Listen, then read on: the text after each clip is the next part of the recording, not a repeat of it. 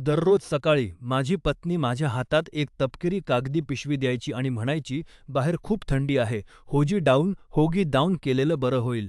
आणि मग ती बाथरूममध्ये जाऊन जोरात दरवाजा बंद करायची. सुरुवातीला मला वाटलं हा काहीतरी विनोद आहे.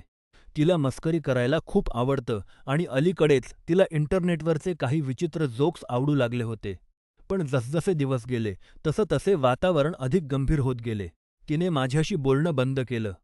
तिने तिच्या आईला सांगितलं की मी तिला वेड करण्याचा प्रयत्न करत आहे. मला असं वाटू लागलं की मी माझं मानसिक संतुलन गमावत आहे.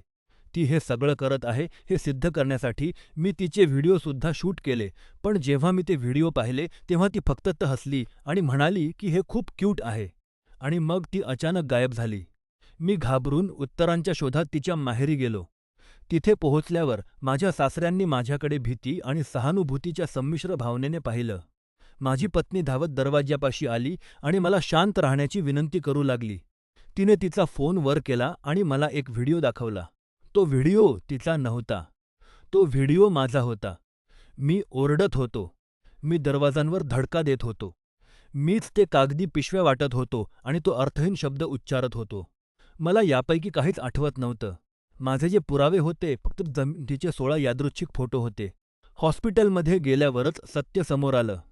मला मांजरीची ॲलर्जी असल्याने मी जे औषध घेत होतो, मला वाटलं होतं की ते बेनाड्रिल आहे. पण मी चुकीची बाटली उचलली होती.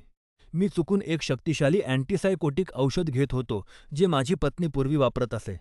त्या औषधामुळे मला तीव्र मानसिक धक्का बसला होता आणि मला भास होऊ लागले होते. कोणीही मला वेड करत नव्हतं. मी तर एका पूर्णपणे वेगळ्या वास्तवात जगत होतो. पुढचे काही आठवडे मी मानसोपचार केंद्रात घालवले आणि तो होजी डाऊन शब्द नक्की कुठून आला होता हे शोधण्याचा प्रयत्न केला. आता मी बरा होत आहे, पण आता मी कोणत्याही तपकिरी कागदी पिशवीकडे पुन्हा त्याच नजरेने पाहणार नाही.